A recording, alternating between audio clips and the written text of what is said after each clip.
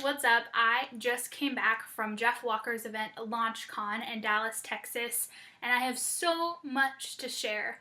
Basically, this event is all of the star PLF launchers who followed his formula or in his mastermind program and have had success with multiple six-figure launches or even seven-figure launches, and they all shared secrets and amazing insights. And as your host, Jessica Castle, the stress-free launch strategist, I want to break down the 5 biggest takeaways and lessons that I learned while I was there so that you can take them and apply them into your next launch.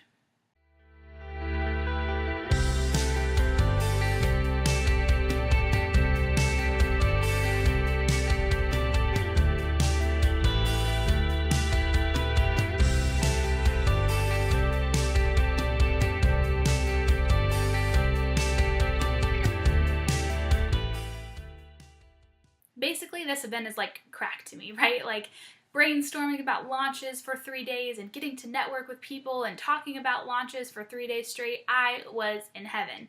But there were 5 main takeaways that really struck a chord with me, and I think they could really help you on your next launch. The first takeaway isn't rocket science to me. It's something that I have definitely heard at other conferences, but I just want to reiterate to you the importance of doing a launch live. One woman shared her breakdown of her $1 million launch that happened almost all exclusively on Facebook and how she did it with tons of Facebook Lives, essentially taking the 3-part video series and doing it live inside of a private Facebook group. And it was so successful. And for me, it just emphasizes that while it's super convenient to put things on an automated webinar or to use messenger bots or, all these other technologies that make it really cool and easy to kind of be everywhere at once, there's something so tangible about being live, and we have these great tools that can help us be connected all over the world. And so if you aren't doing parts of your launch live, you're really missing out.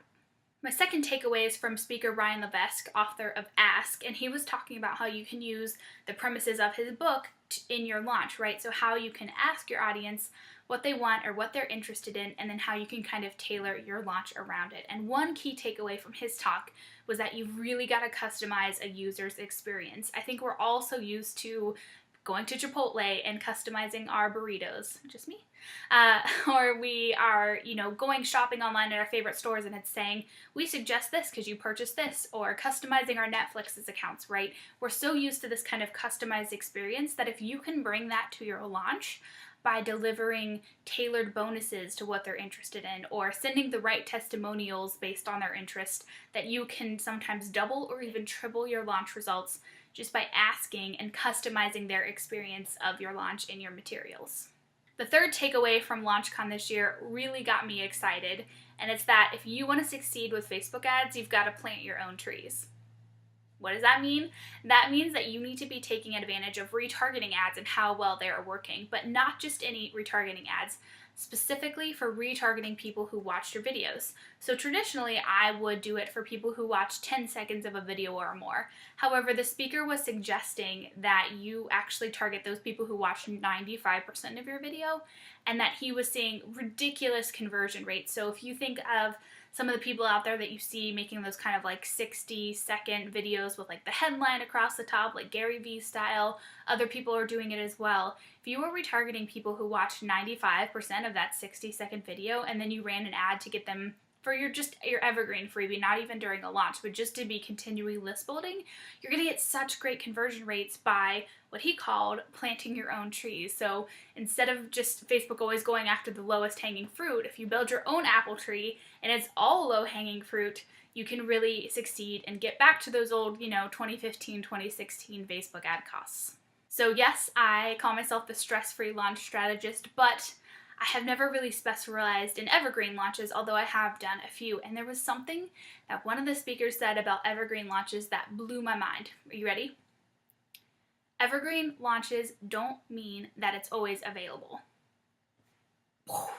Right? Like for me, I think when I've always thought evergreen, it's like, okay, you're running like this little mini promotion when they enter your funnel, but then they can get it all the time at the usual price, right?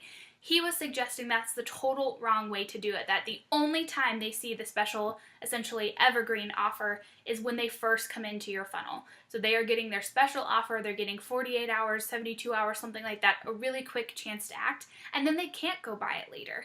You still are doing the 2 to 3 times a year live launches with the program, and that's their second opportunity to get it, but it's not an evergreen sale that's available all the time. And for me, this really changed my thinking and value of what Evergreen is, because if they're ready for your solution, absolutely, I believe they shouldn't have to wait 6 months for it, and an Evergreen offer would be great.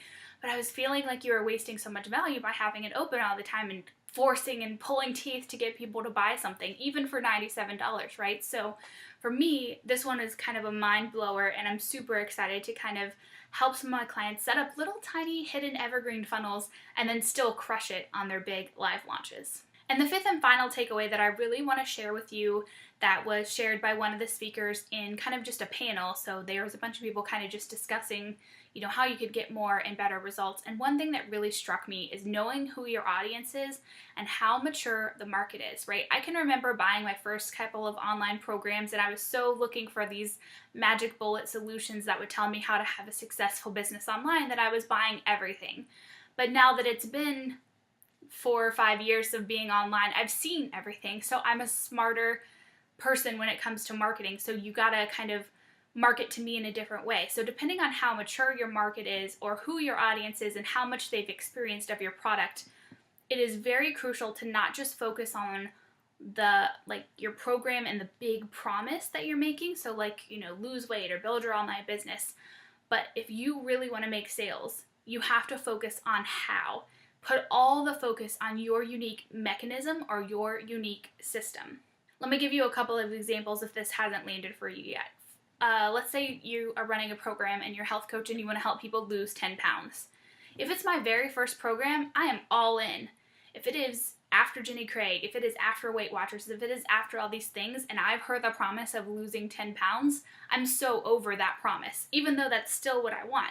But if you tell me that it's not a diet, that it's something unique, and the mechanism, the way you do it is different, that's what's going to make me buy it. The same is true for business programs, right? If you're talking about Facebook ads, what's my experience been? Like if I'm launching my first Facebook ad versus, there was a couple people I was even talking with then at lunch that day that were saying if I have to see one more soap opera funnel, I'm going to, unsubscribe from all lists. And it's as online business owners, targeting online business owners, we've seen it all, right? We know the marketing strategy. So you're not going to win us over with clever email headlines or super cute gifts in your email, right? If your market is more mature, and I hope this is landing for you because this was one of the ones that was so awesome to me, but if your market is more mature, that you've got to focus on the mechanism, you've got to focus on your unique system, you've got to focus on the how. All right, so let me just recap these for you real quick. 1, as much live in your launch as possible. 2, customize their experience whenever possible. 3, plant your own trees to succeed on Facebook ads. 4, evergreen doesn't always mean it's for sale. And 5, focus on your unique process and systems.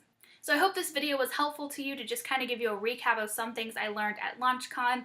I will certainly be sharing more takeaways and breaking some things down on some Facebook Lives, so be sure that we're friends. And I look forward to sharing with you another stress-free launch tip next week.